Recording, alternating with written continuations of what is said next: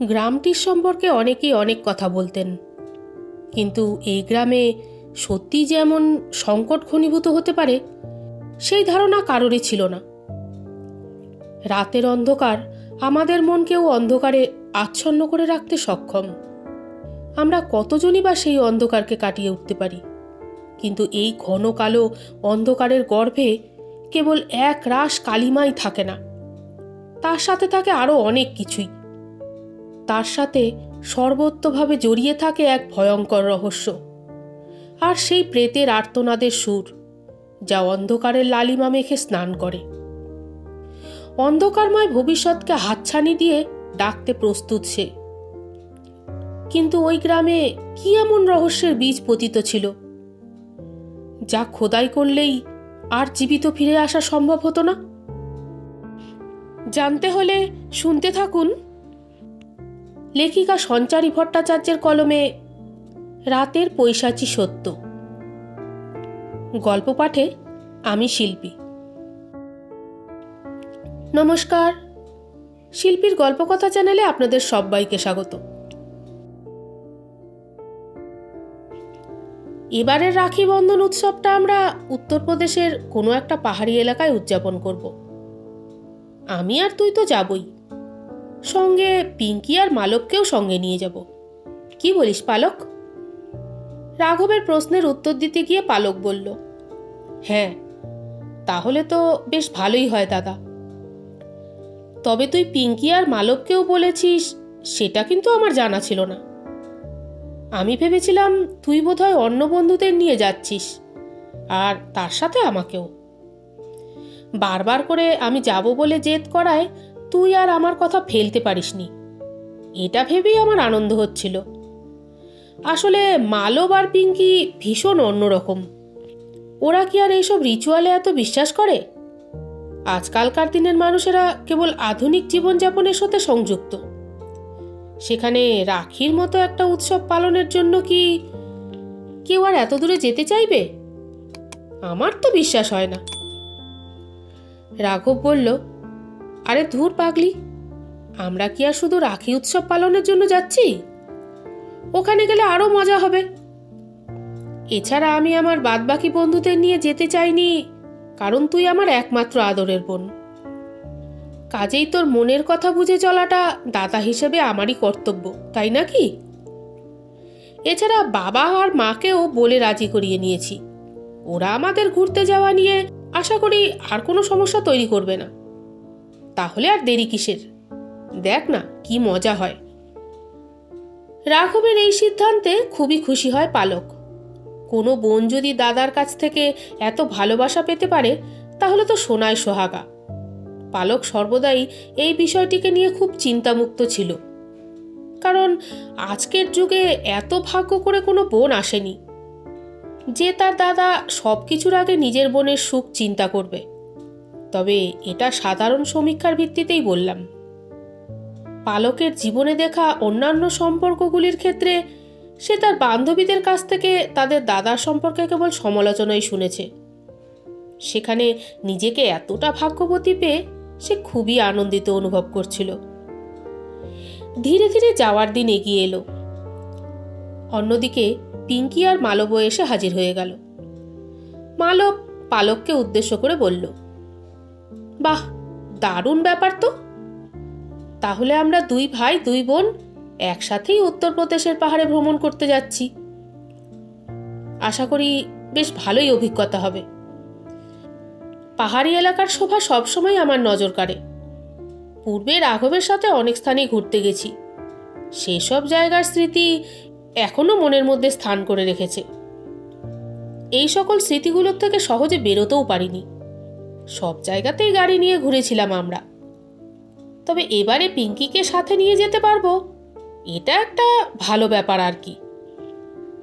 রাঘব মালবকে উদ্দেশ্য করে বলল, নে নে, গাড়িতে উঠে পড় সকলে। আমাদের সকাল সকাল বেরিয়ে পড়তে হবে, না হলে ওই পাহাড়ি রাস্তায় গাড়ি চালাতে খুব অসুবিধে হবে। এমনিতেই এখান থেকে যেতে আমাদের অনেকটা সময় লেগে যাবে। হাইওয়ে ধরবার আগে রাস্তায় অনেক ট্রাফিক পাবো। সেই ট্রাফিক কাটিয়ে এগোতে অনেক সময় লাগবে।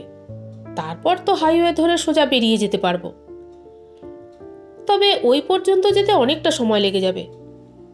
রাঘব গাড়িটা স্টার্ট দিতে যাবে এমন সময় তার মা বললেন, বাবু, উত্তরপ্রদেশের পাহাড়ি রাস্তায় অনেক জায়গাতেই ধস নেমেছে, খবরে তেমনটাই দেখাচ্ছে। এরকম পরিস্থিতির মধ্যে পড়লে তোমরা কিন্তু ফিরে এসো, এত ঝুঁকি মাথায় নিয়ে যেও না যেন, এতে কিন্তু বিপদ আরও বেড়ে যাবে। এছাড়া তোমাদেরকে নিয়ে আমার বড্ড ভয়, বিশেষ করে আমার ছেলেকে নিয়ে। রাঘবের হাতে গাড়ি পড়লে তো কোনো হুঁশই থাকে না। যাক, তোমরা এসো, সাবধানে যেও। রাঘব গাড়িটা নিয়ে এগোতে শুরু করলো। ওরা সকলেই ছিল দিল্লির বাসিন্দা। পুরনো দিল্লির করলবাগে থাকতো সকলে, সেখানেই সকলের বেড়ে ওঠা। উত্তরপ্রদেশের দিকে গাড়ি নিয়ে যাওয়াটা ওদের কাছে খুব একটা সমস্যা ছিল না, কারণ দিল্লি থেকে সেই স্থানটির দূরত্বই বা কতখানি। তাই কাছে পিঠের ট্রিপগুলোকে তারা বেশ আনন্দের সাথেই উপভোগ করত। গাড়ি ক্রমে রাস্তা ধরে এগোতে থাকলো। এমন সময়ে রাঘব পিঙ্কিকে উদ্দেশ্য করে বলল, পিঙ্কি, আমি ড্রাইভ করছি বলে আমাকে সামনের দিকে নজর রেখে চালাতে হচ্ছে। আমি রোড ম্যাপটা দেখতে পাচ্ছি না। তুই একটা কাজ কর, তোর মোবাইলে লোকেশন চেক করতে থাক। আর শোন, রাস্তার পাশে যে ফলকগুলি রয়েছে সেগুলোর দিকে নজর রাখ, কারণ আগামীতে রাস্তায় অনেক বাঁক পড়বে। সেগুলো বুঝে ঠিকঠাকভাবে এগোতে হবে, না হলেই সমস্যা। কিছু করার নেই। কোথাও গিয়ে যদি কোনো বাঁকে আমরা আটকে পড়ি তাহলে কিন্তু খুব সমস্যা হয়ে যাবে। পথ হারিয়ে ফেললে আমাদেরকে অনেক বড় ঝুঁকি ওঠাতে হবে। আমি চাই না তেমন কিছু হোক, তাই তোদেরকে আগে কিন্তু সাবধান করে দিলাম। আর মালককেও বলে দিলাম, তুইও দেখতে থাক, পিঙ্কির যাতে কোনো অসুবিধা না হয়। আর আমার বোন তো ঘুমিয়েই কাদা, তাকে কি আর বলবো। যাক শোন, আমি ড্রাইভ করছি, তোরা দেখতে থাকিস। পালক নিজের খেয়ালে প্রকৃতির শোভা দেখতে দেখতে কখন যে ঘুমিয়ে পড়েছিল খেয়াল নেই। বাইরের শোভা ছিল দেখবার মতন, যাকে বলে নৈসর্গিক সৌন্দর্য। এই সৌন্দর্যকে ভাষায় প্রকাশ করা যায় না। উত্তরপ্রদেশের ওই আবহাওয়ার মধ্যে কোথাও যেন একটা না বলা অতীত ছাড়া ফেলতে চাইছিল। মনে হচ্ছিল সেই অতীতের হাত ধরে কোনো একটা সংকেতকে কেউ যেন তাদের কাছে পৌঁছে দিতে চাইছে, অথচ সেই সংকেতকে খুঁজে বার করতে পারছিল না কেউই। তারা নিজেদের খেয়ালে এগিয়ে চলছিল। এমন সময় একটা কালো বেড়াল তাদের গাড়ির একেবারে সামনে এসে উপস্থিত হলো। সেই বেড়ালটিকে কাটিয়ে উঠতে যাবে রাঘব, তার আগে গাড়িটি সামনে থাকা একটা গাছের দিকে এগিয়ে গিয়ে গাছটিকে সজোরে ধাক্কা মারতেই গাড়ির সামনের অংশটা একেবারে তুবড়ে গেল। পালকের মাথাটা সামনের কাছে গিয়ে ধাক্কা খাওয়ার ফলে অনেকটাই কেটে গেল। রক্তপাত দেখে রাঘব প্রচণ্ড ভয় পেয়ে গেল। অপরপক্ষে পিঙ্কি ও মালবও ভয় পেয়ে গাড়ি থেকে নেমে রাস্তায় দাঁড়ালো। তখন প্রায় সন্ধে ঘনিয়ে এসেছিল। ওই শুনশান রাস্তায় সাহায্যের জন্যও তারা কাউকে এগিয়ে আসতে দেখল না। এমতো অবস্থায় মালব রাঘবকে উদ্দেশ্য করে বলল, তুই কি দেখে গাড়ি চালাতে পারিস না? এই জন্যই কাকিমা আমাদেরকে সাবধান করে দিতে চেয়েছিলেন। এখন দেখছি তোর সাথে না গিয়ে আলাদা ড্রাইভারের ব্যবস্থা করে নেওয়াটাই উচিত ছিল, না হলে যে কোনো সময় তুই একটা চরম কাণ্ড ঘটিয়ে ফেলতে পারিস। আর দেখ, সেটাই হলো। পালকের মাথায় চোট লেগেছে, রক্ত বেরোচ্ছে। এখন ওকে কোথায় নিয়ে যাব? আশেপাশে তো কোথাও কোনো ডাক্তারের ব্যবস্থাও নেই। আর কি হয়েছিলটা কি? কি দেখে তুই ওরকম গাড়ি চালাচ্ছিলিস? পাহাড়ি রাস্তায় কোথায় লোকে সংযত হয়ে ধীরে ধীরে গাড়ি চালায়, তুই দেখি একেবারেই উল্টো, ভয়ঙ্করভাবে গাড়িটা ড্রাইভ করছিলি। কিছু বলার নেই আর তোকে। রাঘব মালবের কথায় রাগ করল না, কারণ তার জন্যেই যে সকলে বিপাকে পড়েছে সেই বিষয়টি সম্পর্কে সে যথেষ্ট অবগত ছিল। রাঘব মালবকে উদ্দেশ্য করে বলল, আমি ঠিক জানি না রে, রাস্তাটা দেখেই গাড়িটা চালাচ্ছিলাম। হঠাৎ দেখলাম আমার চোখের সামনেটা অন্ধকার হয়ে এলো। সন্ধে হয়ে গিয়েছিল ঠিকই, তবে মনে হচ্ছিল এক ঝাঁক কালো অন্ধকার যেন আমার চোখের সামনের অংশটিকে একেবারে ঢেকে দিয়েছিল। পরিষ্কারভাবে কিছুই দেখতে পাচ্ছিলাম না। এমন অবস্থায় কোথা থেকে একটা কালো বিড়াল এসে উপস্থিত হলো। রাস্তা কাটছে দেখে আমি গাড়িটাকে আরও সন্তর্পণে ঘুরিয়ে নেওয়ার চেষ্টা করলাম। এমনিতেই কালো বিড়াল রাস্তা কাটা খুবই অশুভ, তারপরে আবার আমার গাড়ির তলায় পৃষ্ঠ হলে না না, একেবারেই না। এসবের থেকে আমি দূরে থাকতে চেয়েছিলাম, কিন্তু এ তো দেখছি বিপদের হাত থেকে উদ্ধার পেতে গিয়ে আমি বিপদকে আরো অধিক মাত্রায় ডেকে ফেলেছি। রাঘব পালকের দিকে এগিয়ে গেল, পালকের কপালে হাত দিয়ে কেঁদে ফেলল।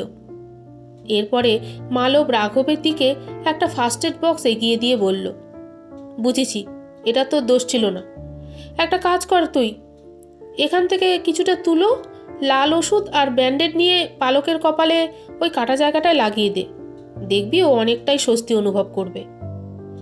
রাঘব মালবের কথা মতো সেটাই করল। এরপরে পালক অনেকটাই সুস্থ অনুভব করল। রাঘবকে উদ্দেশ্য করে বলল, দাদা, তুই এসব মানিস কিনা জানি না, তবে আমি মানি। জানিস তো, এই সকল পাহাড়ি এলাকায় অনেক রকমের দুর্ঘটনা ঘটে, পথে ঘাটে অনেক মানুষ মারা যায়, কিন্তু সেভাবে তাদের কোনো হদিশ পাওয়া যায় না। তাদের সৎকারের কাজও সেভাবে করা হয় না, ফলে অনেকেরই কিন্তু আত্মার শান্তি হয় না। কেউ অপঘাতে মারা গেলে এভাবেই তার আত্মা ঘুরে বেড়াতে থাকে, আর পথ চলতি মানুষদেরকেও এভাবেই মেরে ফেলার চেষ্টা করে।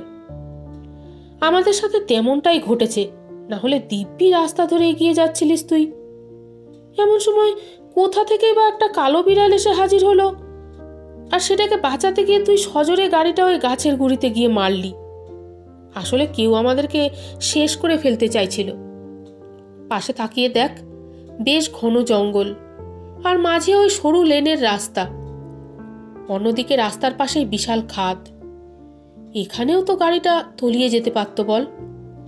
আমাদের কপাল ভালো যে তেমন কিছু হয়নি আমাদের সাথে, কিন্তু গাড়িটার যা অবস্থা, তাতে তো মনে হচ্ছে না এই গাড়িটা নিয়ে আর এগোনো সম্ভব হবে। তাহলে আমরা এখন কি করব? মালব ফোনের লোকেশন চেক করতে গিয়ে বলল, রাঘব, এখানে তো কোনো সিগন্যালও আসছে না রে, কি করব?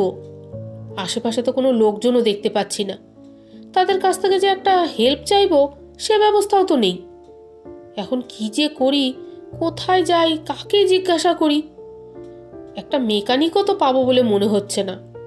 এখন এতটা রাস্তা কি তাহলে হেঁটে হেঁটে যেতে হবে? পিঙ্কি বলল, আমি আগে একটা ফলক দেখেছিলাম, কিন্তু সেটা পাহাড়ি এলাকার দিকে যাচ্ছিল না। আমার মনে হয় কুয়াশার কারণে রাঘবদা অনেক আগেই রাস্তা ভুল করে ফেলেছে, আর আমরা অনেকটাই দূরে চলে এসেছি। এদিকে তো দেখে মনে হচ্ছে আমরা আমরা অন্য কোনো রাস্তায় এসে ঢুকে পড়েছি। এখন কি হবে তাহলে? পিঙ্কি ও পালক দুজনেই বেশ ঘাবড়ে গেল। রাঘব তাদেরকে উদ্দেশ্য করে বলল, শোন, এভাবে ভাবলে চলবে না। এক জায়গায় স্থির হয়ে দাঁড়িয়ে থাকলেও হবে না, আমাদেরকে এগোতে হবে। এগিয়ে গেলে তবেই আমরা কিছু একটা অনুসন্ধান করতে পারবো। কিন্তু একটা কথা কিছুতেই বুঝতে পারছি না, সঠিক পথ ধরে আস্তে আস্তে কিভাবে ভুল পথের দিকে গাড়ি ঘুরিয়ে নিলাম আমি? এতটাও কি ভুল ড্রাইভিং করতে পারি আমি? আমাকে তো ফলকটি সঠিক পথেরই সন্ধান দিয়েছিল। এখন তো মনে হচ্ছে আমি সত্যি সত্যি বিপাকে পড়ে গেছি। শোভা দেখা তো দূরের কথা, এখন কিভাবে রাতটা নিশ্চিন্তে কাটানো যাবে সেটা ভেবেই আমার মারাত্মক ভয় করছে। মালব বলল, বাদ দে, যা হবে দেখা যাবে, আগে তো সামনের দিকে এগোতে থাকি, নিশ্চিত কোনো না কোনো উপায় বেরোবে।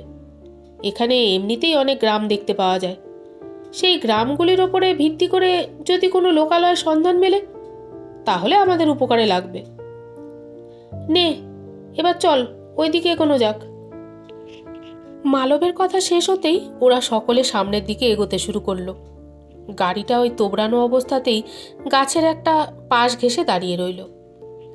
পিঙ্কি রাঘবকে উদ্দেশ্য করে বলল, দাদা, মনে হচ্ছে সামনের দিকে কোনো গ্রাম আছে।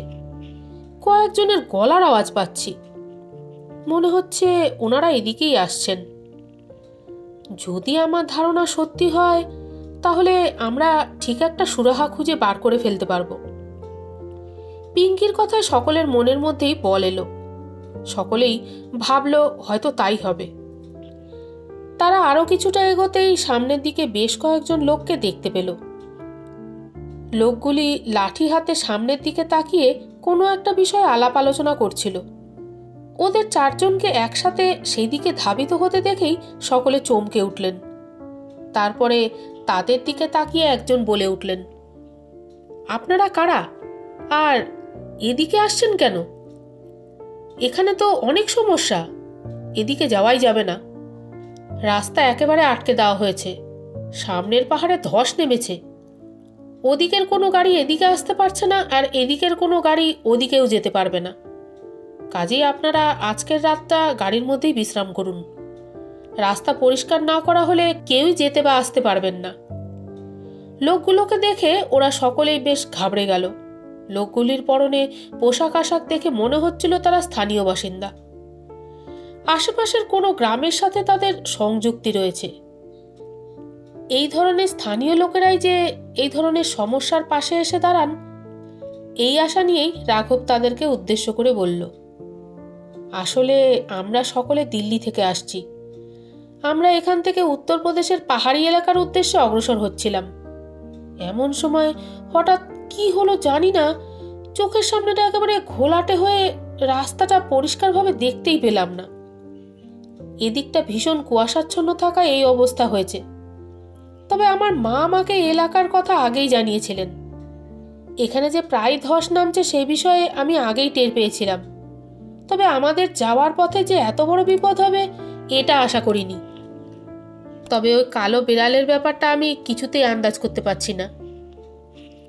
কথায় বলে কালো বিড়ালের রাস্তা কাটা নাকি অশুভ। আমাদের সাথেও বলতে পারেন কিছুটা তেমনই ঘটেছে। ওই বিড়ালটাকে রক্ষা করতে গিয়ে গাড়িটা সজোরে নিয়ে গিয়ে একটা গাছের সাথে ধাক্কা দিয়ে ফেলেছি। ব্যাস, তারপরেই হয়ে গেল যত সমস্যা। এদিকের পথ আমাদের একেবারে অচেনা।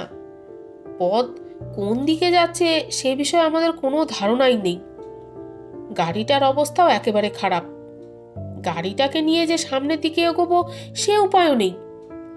ভাবছিলাম যদি এখানে কোথাও কোনো মেকানিক খুঁজে পাওয়া যায়, কিন্তু যা দেখছি মেকানিক তো দূরের কথা, সাধারণ লোকজনকেও খুঁজে পাওয়া যাচ্ছে না। কি করব বলুন তো?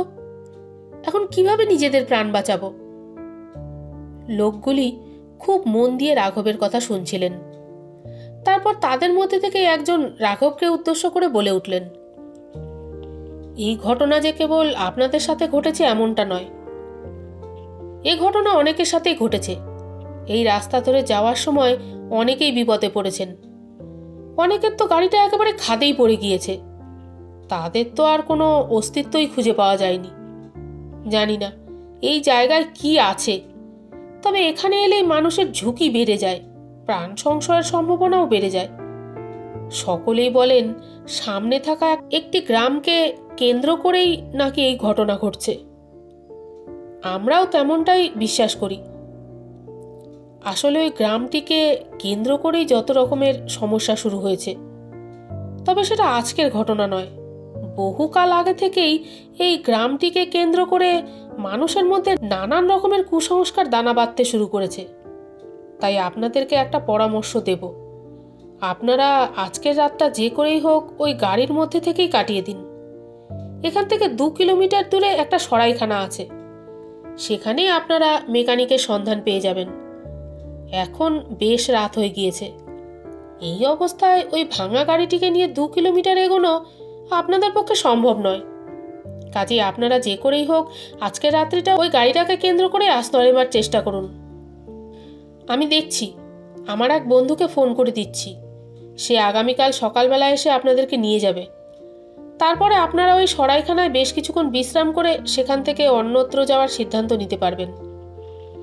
এমন সময় পিঙ্কি ওই লোকটিকে থামিয়ে দিয়ে বলে উঠল, কেন, আজকের রাতটা গাড়িতে কাটানোর কি আছে?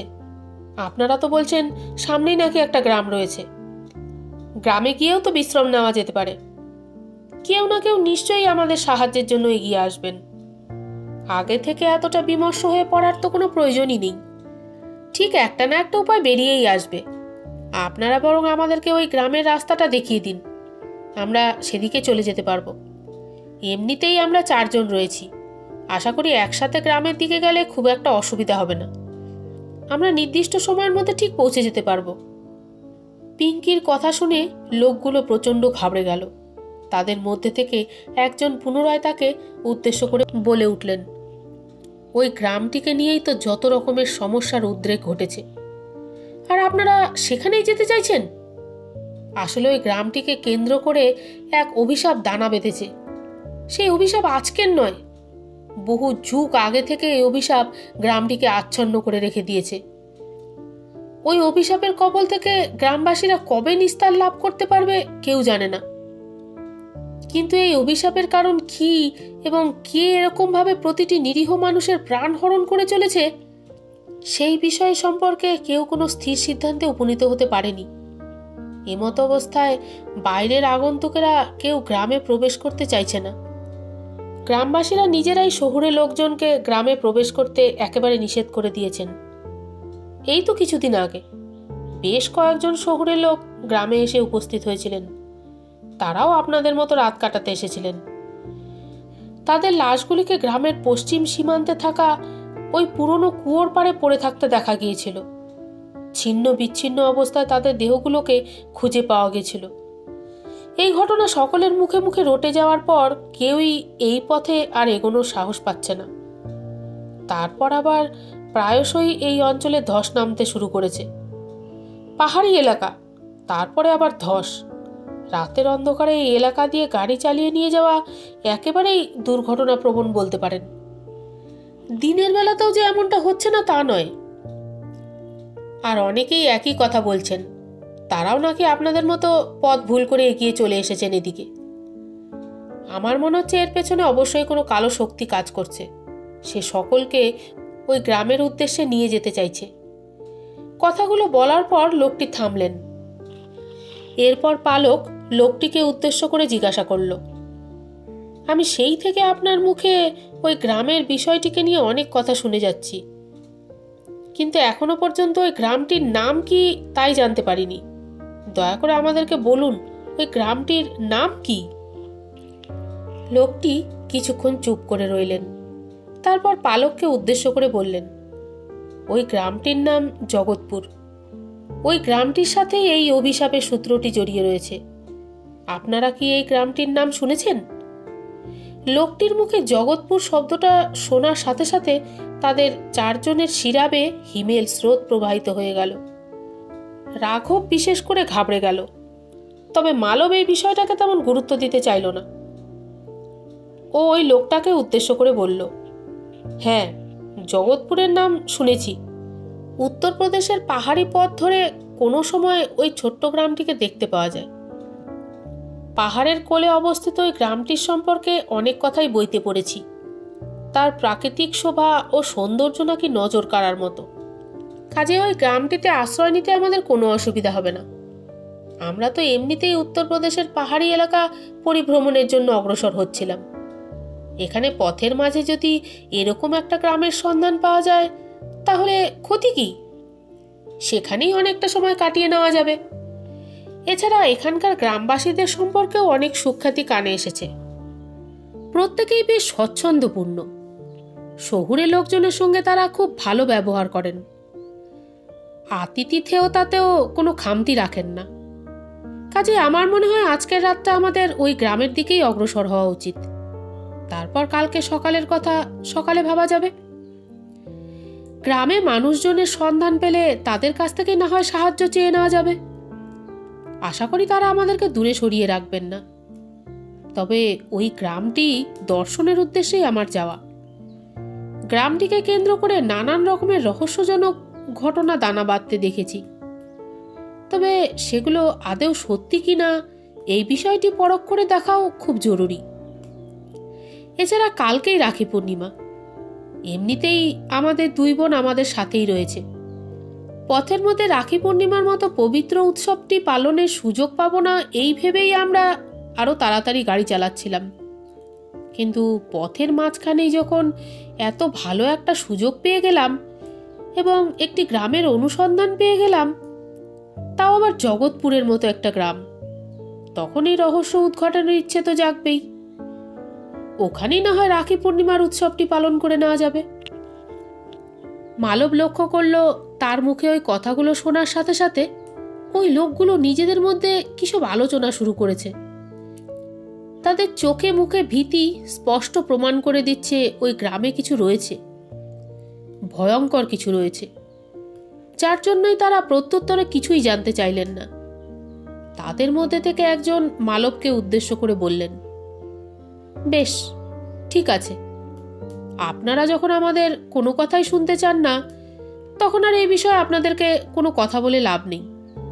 আপনারা যদি 2 ছেলে থাকতেন তাহলে কোনো সমস্যা ছিল না, কিন্তু যখন 2জন মহিলাও আপনাদের সাথে রয়েছেন, তখন তাদের সুরক্ষার বিষয়টা এসেই পড়ে।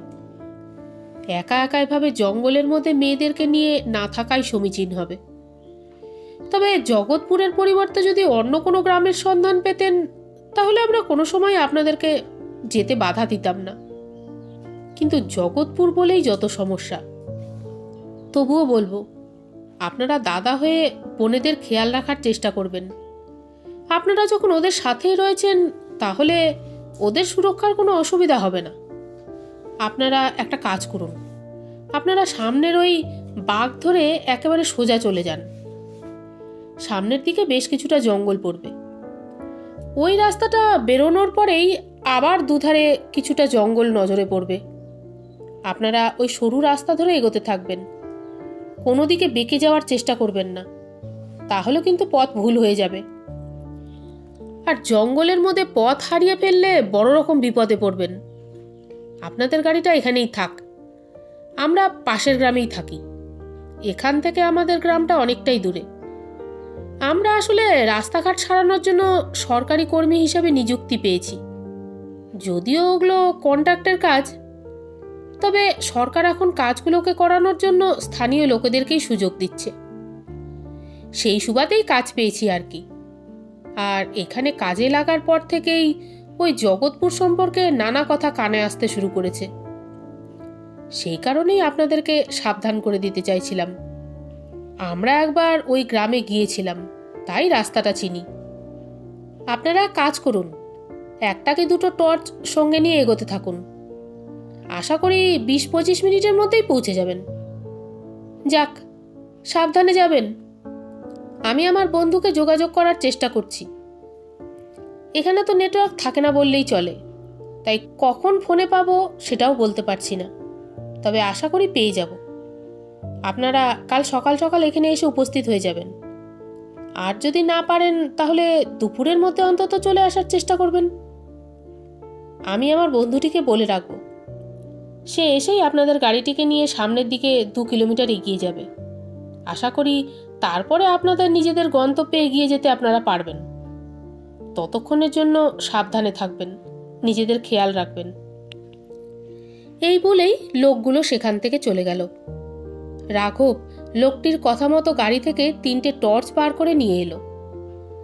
একটি সে নিজে ধরল এবং বাকি 2টো পালক এবং পিঙ্কির হাতে দিয়ে বলল, আমি সামনের দিকে এগোতে থাকব, আর তোরা আমাকে লক্ষ্য করে পেছনে পেছনে আসতে থাকবি। পথের মাঝখানে দুম করে এদিক ওদিক চলে যাওয়ার চেষ্টা করবি না কিন্তু, তাহলে বিপদ আরো বাড়বে। আমি যেদিকে যাব সেদিকেই যাওয়ার চেষ্টা করবি। এমনিতেই পালকের শরীর খুব খারাপ, ও খুব দুর্বল হয়ে গিয়েছে। এই পরিস্থিতিতে ওকে একা ছেড়ে দেওয়া আমাদের একেবারেই সমীচীন হবে না, তাই ও আমাদের মাঝ বরাবর এগোবে। আর তুই আর মালব পেছনের দিকে থাকবি। আমরা পালককে ঘিরে ধরে এগিয়ে যাব, তাহলেই আর কোনো সমস্যা নেই। এমনিতেই শুনেছি এখান থেকে 20-25 মিনিটের রাস্তা, সুতরাং ধরে নে 2-3 কিলোমিটার রাস্তা আছে। জঙ্গলের পথ ধরে 2-3 কিলোমিটার হেঁটে যাওয়া কিন্তু মুখের কথা নয়, তারপরে আবার এত ঘন জঙ্গল। এমনিতেই জায়গাটা সম্পর্কে অনেক কথা কানে এসেছিল, তবে নিজের চোখে দেখার পরে ভয়টা যেন আরো অধিক মাত্রায় গ্রাস করতে শুরু করেছে। শীত দাঁড়াবে, একেবারে হিমেল স্রোত বয়ে যাচ্ছে। এই পাহাড়ি এলাকাগুলো যে এত নিস্তব্ধ আর ভয়ঙ্কর কিভাবে হতে পারে সেটাই আন্দাজ করতে পারছি না। নে, তাহলে এবার যাওয়া যাক, কথা বাড়িয়ে আর লাভ নেই। ওরা নির্দিষ্ট বিধি মেনে পালককে মধ্যিখানে রেখে এগোতে শুরু করলো। টর্চের আলোয় রাস্তার সামনের অংশটি বেশ অনেকটাই আলোকিত হয়ে উঠেছিল, কিন্তু এমন সময় হঠাৎ প্রাকৃতিক দুর্যোগ শুরু হওয়ায় সকলেই বেশ ঘাবড়ে গেল। হঠাৎ মেঘটা গর্জন করে উঠল। আকাশে বিদ্যুতের ঝলকানি লক্ষ্য করা গেল। আকাশের ওই কালো মেঘের সারিকে ভেদ করে কোনো এক অভিশাপ তাদের দিকে আক্রমণ হানতে চাইছে। তার ভয়ঙ্কর অট্টহাসি যেন গোটা জায়গাটিকে একেবারে ঘিরে ফেলেছে। সে তার ধারালো নখগুলি এগিয়ে দিতে চাইছে ওদের দিকে। জঙ্গলের ওই ঘন কালো অন্ধকারের পাশাপাশি মেঘের গর্জনের শব্দ তাদের হৃদস্পন্দন থামিয়ে দেওয়ার পক্ষে যথেষ্ট ছিল। তবুও তারা মনের জোর নিয়ে সামনের দিকে অগ্রসর হতে লাগলো। রাঘব জঙ্গলের রাস্তায় অনুপ্রবেশের পরে পিঙ্কিকে উদ্দেশ্য করে বলল, লোকটা ঠিকই বলেছিল বুঝলি, এদিকের জঙ্গলটা বেশ ঘন। এখানে যে কোনো মানুষের অবস্থান নেই সেটা বেশ ভালোভাবেই বোঝা যাচ্ছে। জঙ্গলের মধ্যে থেকে হঠাৎ যদি কোনো বুনো হিংস্র জানোয়ার বেরিয়ে এসে আমাদের আক্রমণ করে, তখন বাঁচার আর কোনো পথ নেই। এই টর্চ ছাড়া তো নিজেদের সংরক্ষণের কোনো ব্যবস্থা নেই। কি যে করি? রাঘবের কথা শুনে পিঙ্কি বলল, দাদা, এখন তো ভেবে কাজ নেই। যে করেই হোক ওই গ্রামটায় আগে পৌঁছতে হবে। প্রকৃতিও তো একেবারে মুখ ভার করে ফেলেছে। আমরা যখন আসছিলাম তখন আবহাওয়া তো একেবারেই ঠিক ছিল। হঠাৎ করে কেমন করে এরকম মেঘের গর্জন শুরু হলো বুঝতেই পারছি না। মনে হচ্ছে স্বল্প সময়ের মধ্যেই খুব জোরে বৃষ্টি নামবে। কারোর কাছে তো ছাতাও নেই, ফলে বৃষ্টির হাত থেকে রক্ষা পাবার সম্ভাবনাও নাই। এদিকে পালক ক্রমাগতভাবে দুর্বল হয়ে পড়ছে। ওর বিশ্রামের দরকার। কোথাও যে কিছুক্ষণ শুয়ে থাকবে সেই উপায়ও নেই। উফ, কি যে করি! ঈশ্বর যেন আমাদের ওপরে করাঘাত বর্ষণ করছেন। কার মুখ দেখে যে আজকে বেরিয়েছিলাম কে জানে। পালক অসুস্থ শরীরেই রাঘবকে উদ্দেশ্য করে বলল, ঠিক এই কারণেই দাদা আমি তোকে উত্তরপ্রদেশের পাহাড়ি পথে এগোতে নিষেধ করেছিলাম। এইসব পথের অবস্থা বর্তমান খুব একটা ভালো নয়। আর সেই সাথে পার্শ্ববর্তী গ্রামগুলোর কুসংস্কারাচ্ছন্ন ভাবধারা মানুষের মনকে একেবারে কলুষিত করে দিয়েছে। এমত অবস্থায় যদি কোনো রকমের কোনো বিপদের সম্মুখীন আমরা হই, তখন রক্ষা করার কাউকে পাশে পাবো না, বরং সমস্যা আরো বৃদ্ধি পাবে। কিন্তু তুই তো কোনোদিন নিজের জেদের বাইরে বেরোসনি। হঠাৎ করে মাথায় ভূত চাপলো আর সাথে সাথে তুই এই পাহাড়ি পথে বেরিয়ে পড়লি। কি না, এবছরে রাখি বন্ধন উৎসব আমরা পাহাড়ে গিয়ে পালন করব। এটা কোনো কথা? পরেও তো যেতে পারতাম। গ্রীষ্মকালের দিকে গেলে কি হয়, এই ধরনের সমস্যাগুলো থাকে না। তারপরে পাহাড়ি এলাকায় আবার যখন তখন আবহাওয়া খারাপ হয়ে যেতে পারে, বৃষ্টিও নেমে যেতে পারে। পাহাড়ের ঢালে অবস্থিত ওই গ্রামের বাসিন্দাদেরও সর্বদা এই বৃষ্টিপাতের সমস্যার সম্মুখীন হতে হয়। আর সেখানে তুই সাধারণ অর্থে ঘুরতে বেরিয়েছিস। এবার যে সমস্যার সম্মুখীন হতে হলো তার দায় কে নেবে? রাঘব পালককে উদ্দেশ্য করে বলল, এত ভেবে লাভ নেই পালক। আমাদেরকে যখন গ্রামের দিকে এগোতেই হবে তখন সেদিকেই মনোনিবেশ করা ভালো। এত ভাবলে সমস্যা আরো বাড়তে পারে। তুই এত ভাবিস না, আমরা ঠিক পৌঁছে যাব। আমরা সকলেই তোর সঙ্গে আছি, তোর খেয়াল রাখবো, নিশ্চিন্তে থাক। এরপর তাদের কেউ আর কথা বাড়ালো না। আবহাওয়ার অবস্থা খারাপ হচ্ছে দেখে তারা চুপচাপ সামনের দিকে এগিয়ে যেতে থাকলো। এভাবে এগোতে এগোতে তারা গ্রামের প্রান্তে এসে উপস্থিত হলো। এমন সময় রাঘব তাদেরকে উদ্দেশ্য করে বলল, ভালো করে তাকিয়ে দেখ, অদূরেই গ্রামের সীমানা দেখতে পাওয়া যাচ্ছে। ওইখানে বেশ কয়েকটা কুটিরে আলো জ্বলতেও দেখা যাচ্ছে। আমার মনে হয় আমাদের পথ অনুসন্ধান করতে কোনো ভুল হয়নি।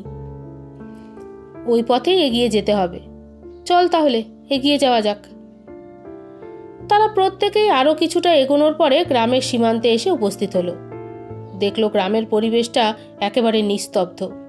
মেঘের গর্জনের সাথে সাথে বিদ্যুতের ঝলকের প্রভাবটিও গোটা স্থানটিকে আচ্ছন্ন করে রেখেছিল। ওই সকল স্থানের মায়া কাটিয়ে ওঠা বড়ই মুশকিল। এমন সময় পালকের কানের পাশ ঘেঁষে প্রবাহিত হয়ে গেল একটা দমকা বাতাসের সুর। সেই সুরের মধ্যেই ভেসে উঠল কিছু শব্দ।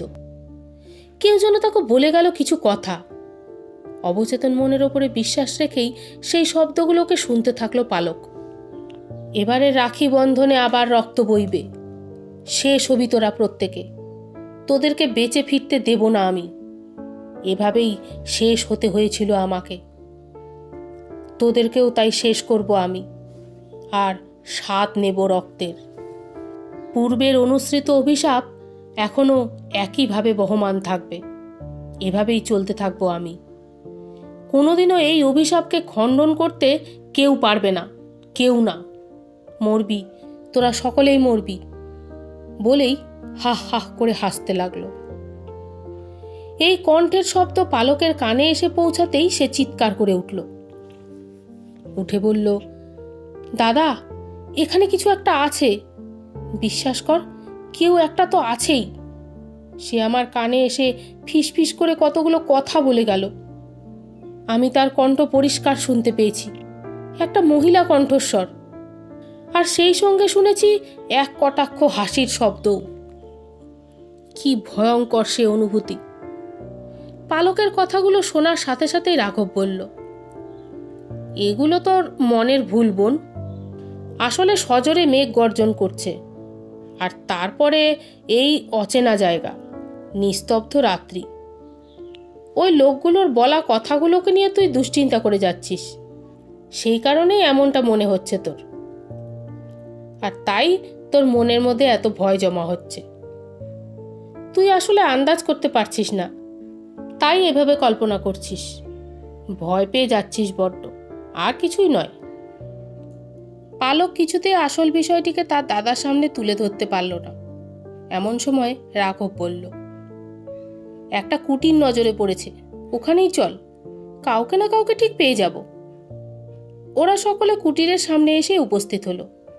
এরপরে রাঘব তাদেরকে উদ্দেশ্য করে বলল, তোরা এখানে দাঁড়া, আমি গিয়ে কাউকে পাই কিনা দেখছি। ওরা ওখানেই দাঁড়িয়ে রইল। এরপরে রাঘব ওই কুটিরে এগিয়ে গিয়ে বলে উঠল, কেউ আছেন? ভেতরে কি কেউ আছেন? আসলে আমরা বিপদে পড়ে এখানে এসেছি। কোনো উত্তর পেল না রাঘব। এরপরে হঠাৎ একটা বৃদ্ধকে লণ্ঠন হাতে বেরিয়ে আসতে দেখল রাঘব। হঠাৎ সজোরে বৃষ্টি নেমে গেল। এমন সময় সকলেই এগিয়ে এসে এই কুটিরের তলায় আশ্রয় নিল। বৃদ্ধটি ওদের সকলকে উদ্দেশ্য করে বলল, আপনারা কারা? এখানে কি করছেন? কি দরকার? এত রাতে বিরক্ত করছেন কেন? পালক এগিয়ে গিয়ে বলল, না, আসলে রাস্তায় আটকে পড়ে এখানে এসেছি, সকলেই বিপদের মধ্যে আছি। আপনি যদি আমাদেরকে আজকের রাতটা আপনার কুটিরে বিশ্রাম করতে দেন তাহলে খুব ভালো হয়। বৃদ্ধ লোকটি প্রথমে বিষয়টিকে গুরুত্ব না দিলেও পরক্ষণেই বললেন, তোমরা যার কাছ থেকে বাঁচতে এখানে এসেছো, সে এমনিতেই তোমাদেরকে লক্ষ্য করে ঠিক পৌঁছে যাবে। তোমাদের কাছে পৌঁছাতে তাকে কেউ আটকাতে পারবে না, কথাটা খেয়াল রেখো।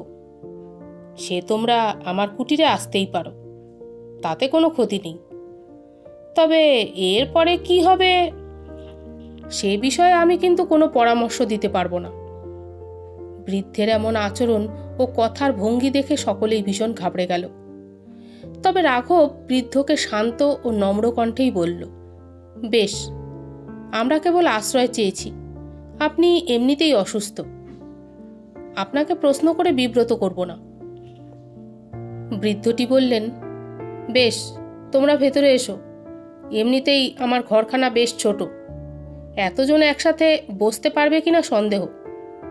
বৃদ্ধ লোকটির কথার অন্তর্নিহিত অর্থ অনুধাবনের ইচ্ছে প্রকাশ না করেই সকলে সেই দিকে এগিয়ে গেল। এরপরে ঘরে ঢুকে বসল। ঘরের ভেতরে দরজার সামনে টিমটিম করে একটা হেরিকেন জ্বলছিল। সেই হেরিকেনের আলোয় বেশ চারিদিকটা উদ্ভাসিত হয়ে উঠেছিল। ওরা দেখল বৃদ্ধ লোকটি একটা চৌকির ওপরে বসে রয়েছেন। এরপরে ক্ষণিকের মধ্যেই একটা বালিশে শরীরটাকে এলিয়ে দিয়ে বসলেন তিনি। এরপরে ওদেরকে উদ্দেশ্য করে বললেন, তোমরা হঠাৎ এখানে কিভাবে এসে পড়লে? দেখে তো মনে হচ্ছে শহুরে লোকজন। রাঘব তাকে উদ্দেশ্য করে বলল, আগে হ্যাঁ, আমরা শহরের লোক। এদিকে একটা পাহাড়ি এলাকায় যাচ্ছিলাম। আসলে আমরা সকলেই ভাই বোন। এখানে এসেছিলাম রাখি বন্ধন উৎসব পালনের জন্য। যদি কোনো জায়গা পাওয়া যায় যেখানে ভাই বোনেরা মিলে পবিত্র এই উৎসবটিকে পালন করতে পারি। কিন্তু যাচ্ছিলাম যেদিকে সেদিকে আর যাওয়া হলো না। পথের মাঝে নানান ধরনের দুর্ঘটনার মধ্যে পড়ে আমাদেরকে পথ ভুলে এদিকেই চলে আসতে হলো। কি করব বলুন? তবে এই গ্রামটির বিষয়ে অনেক কিছু শুনেছিলাম। এদিকে আসতেও যে খুব একটা মন চাইছিল তা একেবারেই নয়। কিন্তু ওই যে নিয়তি যদি কাউকে টেনে নিয়ে আসে তাহলে কি আর করা যাবে। এমন সময়ে পালক তার দাদাকে থামিয়ে দিয়ে বলল, আমার মাথায় বড্ড চোট লেগেছে দাদা, এখন এসব কথা বাদ দে। আমি একটু বিশ্রাম করতে চাই, তোরাও একটু বিশ্রাম কর। এরপরে সকলেই যে যার মতন চোখ বন্ধ করে ঘরের মেঝেতে পাতা মাদুরটিকে আশ্রয় করে শুয়ে পড়ল। এমন সময় আবারও কেউ পালকের কানের কাছে এসে ফিসফিস করে বলে উঠল, তোরা আবারও আমার আস্তানাতেই এসে ভিড়েছিস? এবার তো তোদেরকে আমি ছাড়বই না, তোদেরকে শেষ করে ফেলব। তোরা বাঁচতে চাস তো পালা, পালা এখান থেকে। ভালো কথা বলছি, এখুনি পালা, না হলে কিন্তু সকলেই শেষ হবি। বিশেষ করে তোদের সঙ্গে থাকা ওই দুটো ছেলে, এরা সবার আগে শেষ হয়ে যাবে। পালা, পালা এখান থেকে, না হলে বাঁচার সকল রাস্তা বন্ধ বলে দিলাম আমি। পালক ভয়তে হুড়মুড়িয়ে উঠে বসল। দেখল বৃদ্ধ লোকটি তার দিকে তাকিয়ে আছে। খাটের ওপরে বসে ড্যাব ড্যাব করে তাকেই দেখে চলেছেন। বৃদ্ধের চোখের ভেতরটা একেবারেই ফাঁকা। সেখানে মনির পরিবর্তে রয়েছে দুটো গোলাকার বড় বড় গর্ত। সেটি দেখার সাথে সাথেই পালকের শিরা বেয়ে হিমেল স্রোত বয়ে যেতে শুরু করল। সে সজোরে চিৎকার করে উঠল। পালকের চিৎকার শুনতে পেয়েই রাঘব সহ সকলেরই ঘুম ভেঙে গেল। তারা পালকের মুখের দিকে তাকিয়ে দেখল সে সামনের দিকে লক্ষ্য করে কিছু একটা বিড়বিড় করে চলেছে। তারা সেটি লক্ষ্য করে সামনের দিকে তাকাতেই ভয়তে আঁতকে উঠল। ওই একই দৃশ্য ওদেরও নজরে পড়ল। আর ঠিক সেই সময় ওই বৃদ্ধ লোকটি তাদেরকে উদ্দেশ্য করে বলল, হা হা হা, এখান থেকে পালানোর আর কোনো রাস্তা নেই।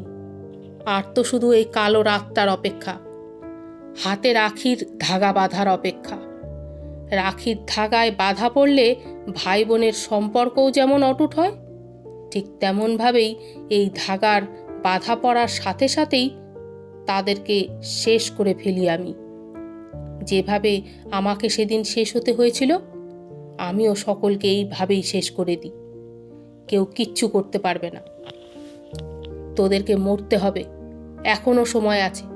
আজকে রাতের মধ্যেই তোরা পালিয়ে যা, পালিয়ে যা এখান থেকে, না হলে, বলেই হা হা করে হাসতে শুরু করে দিল।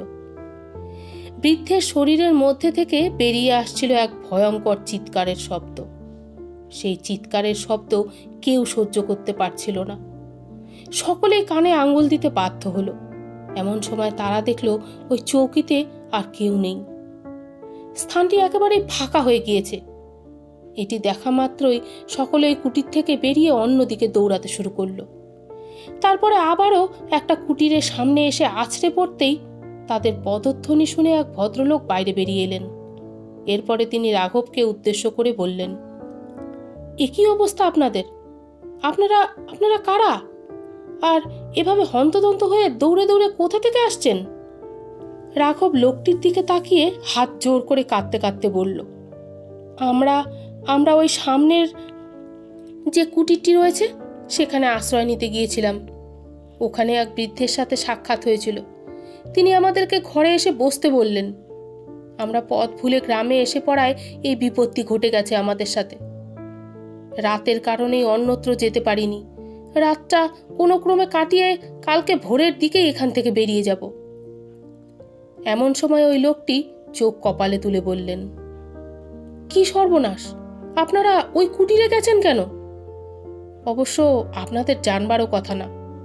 এই গ্রামে এতকাল ধরে যে অভিশাপ নিজের ডালপালা বিস্তার করে রয়েছে সেটির সূত্রপাত ঘটেছিল ওই কুটিরেই। আপনারা ভিতরে আসুন, আজকের রাতটা আপনারা আমার ঘরেই বিশ্রাম নিন। আমি হলাম গিয়ে এই গ্রামের মোড়ল, আমার নাম বিশু, আর ইনি হলেন আমার স্ত্রী কমলা। ওই কুটিরে কেউ যায় না, এমনকি সন্ধ্যের পরে সেদিকে কেউ পা রাখে না। আসলে ওই স্থানটি অভিশপ্ত, আমরা কেউ সেদিকে যাওয়ার সাহস দেখাই না। কাজেই আপনাদের ওদিকে যাওয়া একেবারে উচিত হয়নি। আপনারা যে জীবিত ফিরে আসতে পেরেছেন এই অনেক। শুধু এটুকু বলবো, আজকের রাতটা বিশ্রাম নিয়ে এখান থেকে পালিয়ে যান। রাঘব চোখের জল মুছে বলল, আমার বোন খুব অসুস্থ। এই অবস্থায় জানি না এত ধকল ও সহ্য করে কালকে এখান থেকে যেতে পারবে কিনা। তবে অনেকক্ষণ ধরেই আপনাদের সকলের মুখে এক অভিশাপের কথা শুনছি। ওই কাহিনীটি আসলে কি কি ঘটেছিল এখানে? আমি তো কিছুই বুঝতে পারছি না। লোকটির স্ত্রী কমলা বলে উঠলেন, এখন আর সেই কাহিনী আমরা মুখেও আনতে চাই না। ধরে নিন এই গ্রামে যা কিছু অঘটন ঘটছে সব তারই জন্যেই। আমরা তার নাম মুখেও আনতে চাই না, কারণ সে আর জীবিত নেই। আর মৃত কারোর নাম মুখে আনলে তার আত্মার শক্তি বৃদ্ধি পায়। সেই আত্মার মুক্তি না ঘটে থাকলে যে তার নাম মুখে এনেছে তারই অনিষ্ট করার জন্য সে ধাবিত হয়। এর থেকে রক্ষা পাওয়ার আর কোনো উপায় নেই। কাজেই রাতের অন্ধকারে এসব বিষয়ে আলোচনা না করাই ভালো। আপনারা বরং কিছু মুখে দিন। এই নিন, সামান্য কিছু খাবার রয়েছে, এইটি মুখে দিন। কালকে সকালে না হয় নিজের গন্তব্যের দিকে রওনা হয়ে যাবেন, কোনো ক্ষতি নেই। সেদিন ওদের কেউই আর গল্প শোনার বাতিকটাকে কাজে লাগাতে চাইল না। সকলেই মারাত্মক ক্লান্ত ছিল। সকলেরই চোখ লেগে এলো। চোখের সামনে ঘটতে থাকা ওই কারণগুলোর সাথে যে তাদের ঘন নিবিড় সম্পর্ক তৈরি হতে চলেছে সেই বিষয়টির কথা কেউ আগে থেকে আন্দাজও করতে পারল না। পরের দিন সকাল হতেই রাঘব চোখ খুলে দেখল সকলেই ঘুম থেকে উঠে পড়েছে। এরপরে মালব রাঘবকে উদ্দেশ্য করে বলল, কমলা আর তার স্বামী চাষের জমি দেখতে গিয়েছে, তবে আমাকে জানিয়ে গিয়েছে সবটাই। সবটা বলতে কোনো কাহিনী নয়, এখানেই থাকতে বলেছে। দুপুরের খাবার খেয়ে বেরোতে বলেছে, না হলে নাকি গৃহস্থের অকল্যাণ হয়। তাই ভাবছি সময়টা কিছুটা কাটিয়েই যাই। পিঙ্কি বলে উঠল, আচ্ছা, একটা কাজ করলে কেমন হয়? এই ফাঁকে আমরা দুই বোন মিলে তোদের হাতে রাখিটা বেঁধে দিই।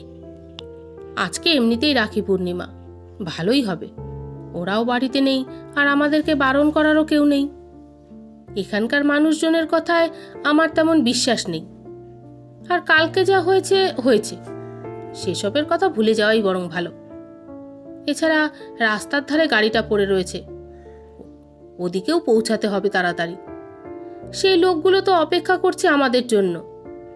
ওরা হয়তো কাউকে নিয়ে এসেছে, সেও অপেক্ষা করবে।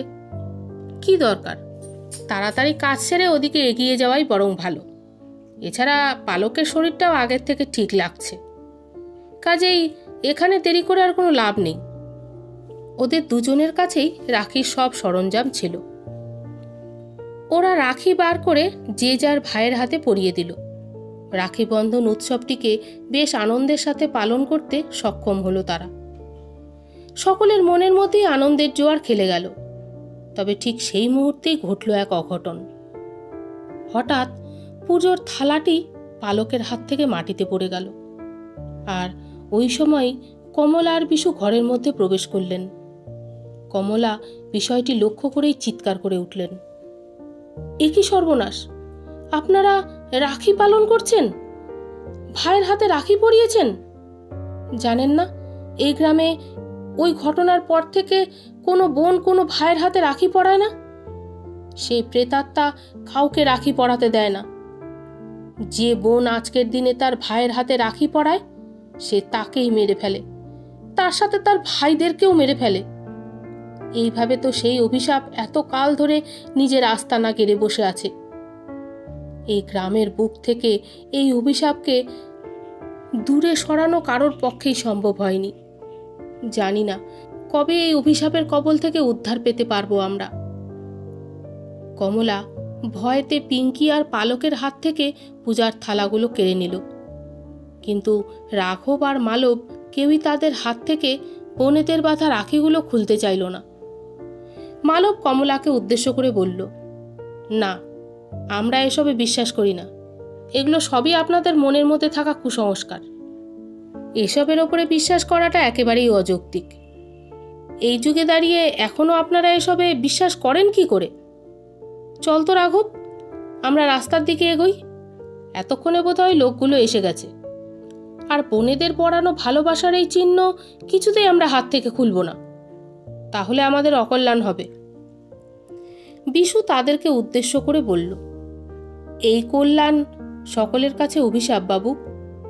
আমরাও জানি রাখি বন্ধন এক পবিত্র বন্ধন, কিন্তু এর দ্বারাই মানুষের জীবনে নেমে আসে কালো অভিশাপের ঘের।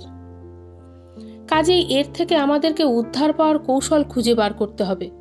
আপনারা এখান থেকে কোথাও যাবেন না। পথে বেরোলেই ওই আত্মা আপনাদের সর্বনাশ করে দেবে। আপনারা এখানেই থাকুন, আর দয়া করে হাত থেকে রাখিটা খুলে দিন। এখনো সময় আছে বাবু, খুলে দিন।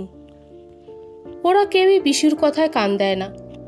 এরপরে এইভাবে সকলে কুটির থেকে বেরিয়ে গ্রামের রাস্তা ধরে বড় রাস্তার দিকে এগোতে শুরু করে।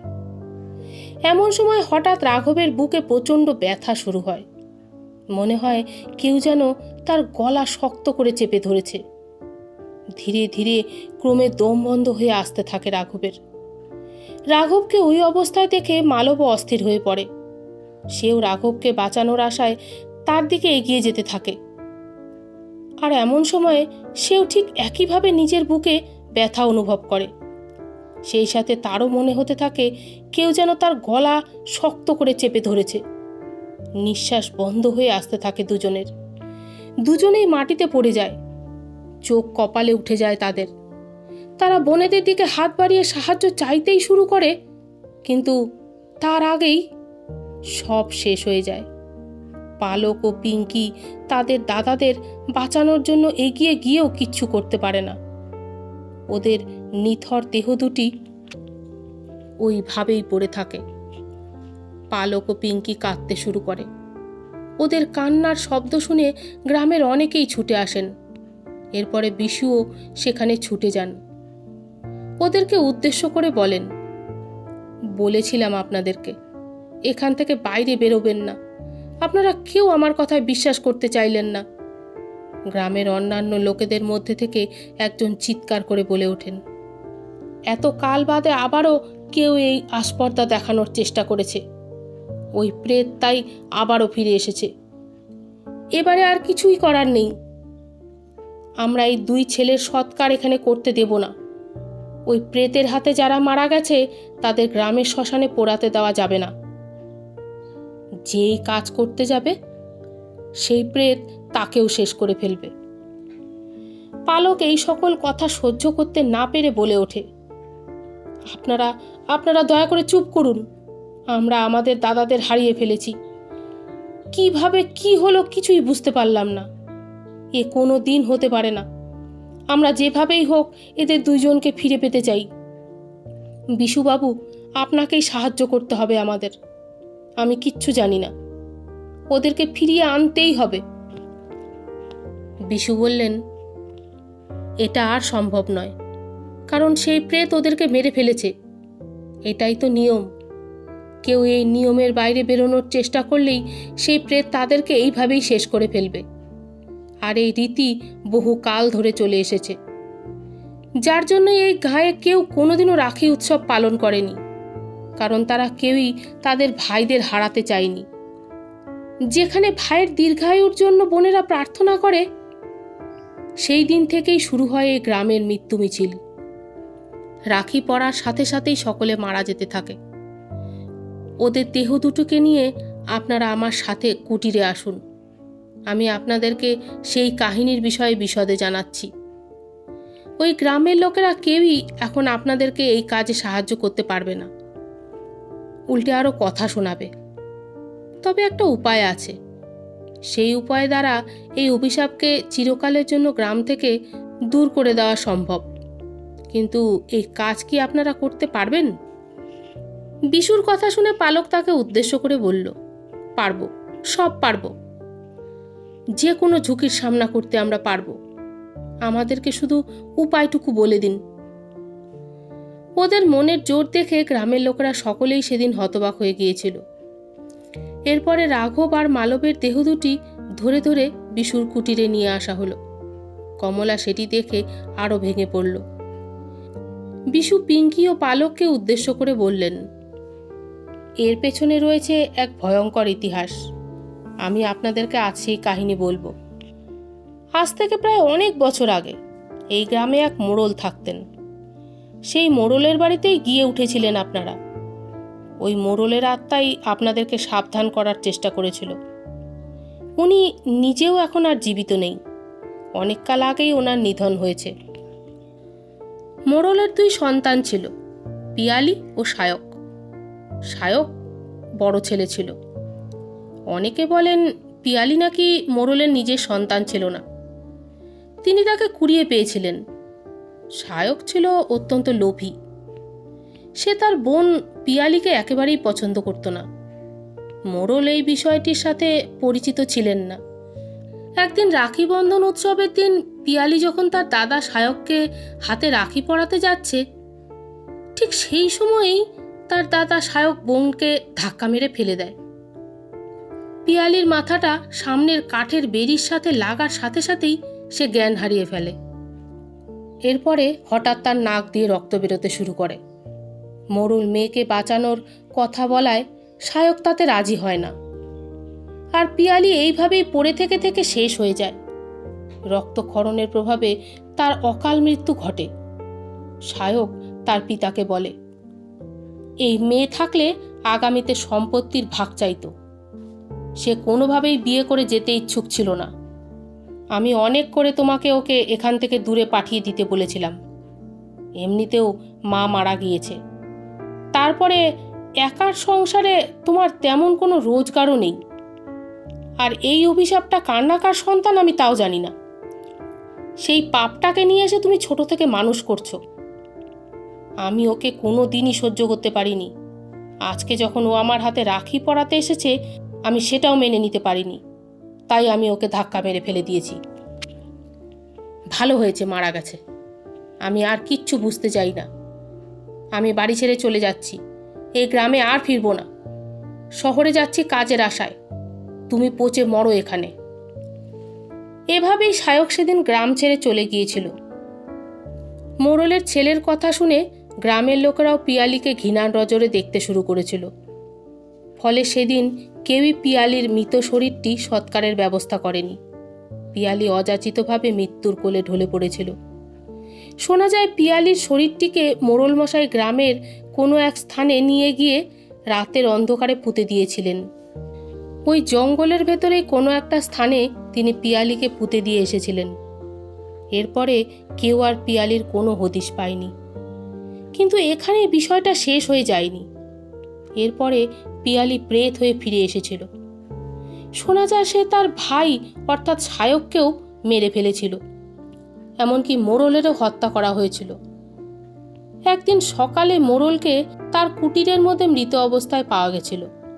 কিন্তু কে কিভাবে মোড়লকে হত্যা করেছিল সেই বিষয়ে আজও রহস্য থেকে গিয়েছে।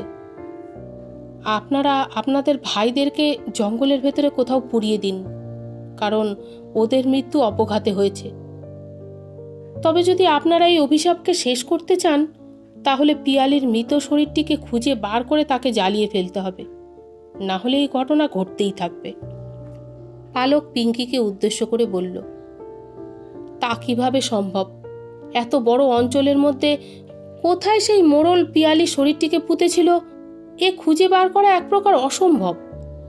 আমাদেরকে যদি এই কাজ করতে হয় তাহলে ঝুঁকি আরও বাড়বে। দাদাদেরকে আমরা হারিয়ে ফেলেছি। এই কাজ করতে গেলে আমাদের নিজেরও প্রাণ সংশয় হবে।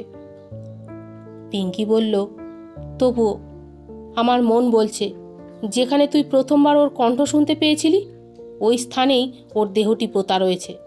আমাদের ওই দিকেই যাওয়া উচিত। ওরা বিশুকে সাহায্য করতে বলে। এরপরে তাদের দাদাদের দেহ দুটিকে সঙ্গে নিয়ে তারা জঙ্গলের দিকে এগিয়ে যেতে শুরু করে। জঙ্গলের পথ ধরে এগোতে গিয়ে হঠাৎ তাদের নজরে পড়ে একটা বিশেষ চিহ্ন। ততক্ষণে সন্ধ্যের চাদরে ঢাকা পড়েছে গ্রাম। বিশু তাদেরকে উদ্দেশ্য করে বললেন, খুব সাবধান, একা একা এই কাজ করা খুব কঠিন। আপনারা বিশাল বড় ঝুঁকি নিয়েছেন, তবে আজকের মধ্যে এই কাজ সম্পন্ন করতে হবে। রাখি পূর্ণিমা রাত পেরিয়ে গেলে ওই প্রেতকে বন্দি করা যাবে না। আমি ততক্ষণে আপনাদের দাদাদের সৎকারের ব্যবস্থা করছি।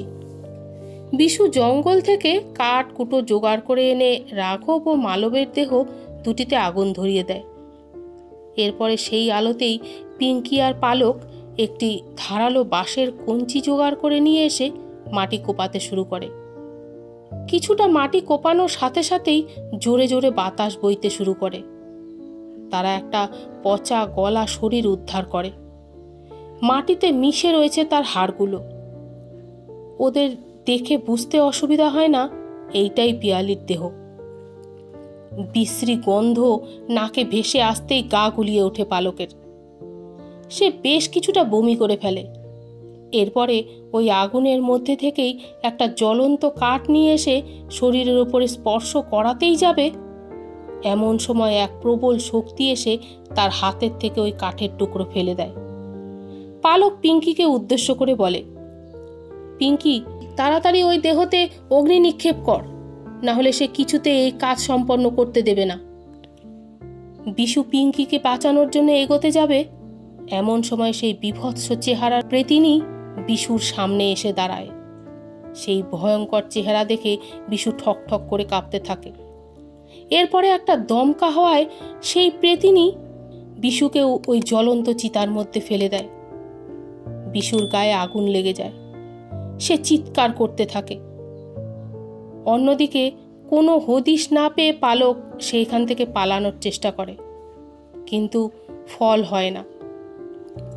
সে পেছনে ফিরতেই ওই প্রেতিনীর নখগুলো হঠাৎ তার হৃৎপিণ্ডকে একেবারে এফোড় ওফোড় করে দেয়। যন্ত্রণায় ছটপট করতে করতে শেষ হয়ে যায় পালক।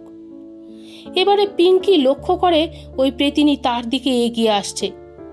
বাতাসের চেয়ে অধিক বেগে ছুটে আসছে তার দিকে। এমন সময় সে নিজেই নিজের হাতে থাকা ওই জ্বলন্ত কাঠের টুকরোটি ছুঁড়ে মারে পিয়ালির মৃত শরীরটির দিকে। সাথে সাথে ওই প্রেতিনীকেও দগ্ধ করে সেই আগুন। ভস্মীভূত হয়ে যায় চতুর্দিক। একটা ভয়ঙ্কর মুখমণ্ডলের অবয়ব সেই অগ্নিবলয়কে ভেদ করে তার জ্বলন্ত মুখটিকে পিঙ্কির সামনে এনে বলে, এভাবে শেষ হব না আমি, আবারও ফিরব। কেউ আমাকে শেষ করতে পারবে না, কোনো দিনও না, কোনো মূল্যেই না। এরপরেই সেই আগুন আকাশের সীমানা স্পর্শ করে, আর সেটিকে খুঁজে পাওয়া যায় না। ওই মাটির গর্ভেই কোথাও সেটি হারিয়ে যায়। হাঁপ ছেড়ে বাঁচে পিঙ্কি, কিন্তু সেদিন রাতে সে হারায় সকলকে। একসাথে সকলের ছাই গায়ে মেখে ওই জঙ্গলের গণ্ডি পেরিয়ে খোঁড়াতে খোঁড়াতে সে এসে পৌঁছায় রাস্তার ওপর। সেখানেই কিছু লোক তাকে আবিষ্কার করে। এরপরে তারা পিঙ্কিকে নিয়ে আরও 2 কিলোমিটার এগিয়ে যায়। সেখানে একটা হাসপাতালে সেদিন রাতটা তাকে রেখে চিকিৎসা করানো হয়। পরের দিন সকালে কিছু স্থানীয় লোক এগিয়ে আসেন পিঙ্কির দিকে। ওদেরকে দেখে চিনতে পারে পিঙ্কি। তারা পিঙ্কিকে উদ্দেশ্য করে জানতে চাইলে পিঙ্কি পূর্ব ঘটে যাওয়া সমস্ত বিভীষিকার কথা তাদেরকে জানায়। এরপরে তারা পিঙ্কিকে সুস্থ করে দিল্লিতে ফেরত যাওয়ার বন্দোবস্ত করে দেন। তবে ওদের ওই গাড়িটিকে সঙ্গে নিয়ে আসা পিঙ্কির পক্ষে সম্ভব হয়নি, কারণ সেই গাড়িটিকে নাকি আর সেই স্থানে খুঁজেই পাওয়া যায়নি। পরের দিন যারা গাড়িটিকে মেরামত করবার জন্য নিয়ে যেতে এসেছিলেন, তারা নাকি সেই স্থানে কোনো গাড়ির ভগ্ন অবস্থায় পাননি। সেখানে কিছুর উপস্থিতি ছিল না। এটি নেহাতি অজুহাত ছিল, নাকি পিয়ালির প্রেতই ছিল এসবের পেছনে? সেটি আমৃত্যু পিঙ্কির কাছে রহস্যাবৃত হয়েই থেকে গিয়েছিল। তবে এই ঘটনার পরে পিঙ্কি আর কোনো দিন স্বাভাবিক জীবনে ফিরতে পারেনি। কিছুকাল স্বাভাবিক থাকার পরেও নাকি সে আবারও পিয়ালির আত্মাকে দেখতে পেয়েছিল, কিন্তু কাউকেই সে ধারণায় বিশ্বাস করাতে পারেনি। তার পরিবারের লোকেরা কোনো উপায় না পেয়ে পিঙ্কিকে মানসিক চিকিৎসালয়ে পাঠিয়ে দিতে বাধ্য হয়েছিলেন। এরপরে নাকি সেখানেই আশ্চর্যজনকভাবে তার মৃত্যু হয়। সেই মৃত্যু রহস্যকেও খুঁজে বার করা সম্ভব হয়নি। এইভাবেই শেষ হয়েছিল বিষয়টি। হয়তো এর জন্যেই আমাদের জীবনে ঘটে যাওয়া কিছু ঘটনা প্রশ্নচিহ্ন হয়েই রয়ে যায়। সেগুলির কারণ সন্ধান করা সম্ভব হয়ে ওঠে না। সমাপ্ত। এই গল্পটা যদি আপনাদের ভালো লেগে থাকে তাহলে প্লিজ লাইক করবেন, শেয়ার করবেন। আপনারা কী ধরনের গল্প শুনতে চান তা কমেন্ট বক্সে অবশ্যই জানাবেন। আমার আরও নতুন নতুন গল্পের আপডেট পেতে আমার চ্যানেলটা সাবস্ক্রাইব করে বেল আইকনটা প্লিজ দাবিয়ে দেবেন। সকলে সুস্থ থাকবেন, ভালো থাকবেন। দেখা হবে আগামী গল্পে। ধন্যবাদ।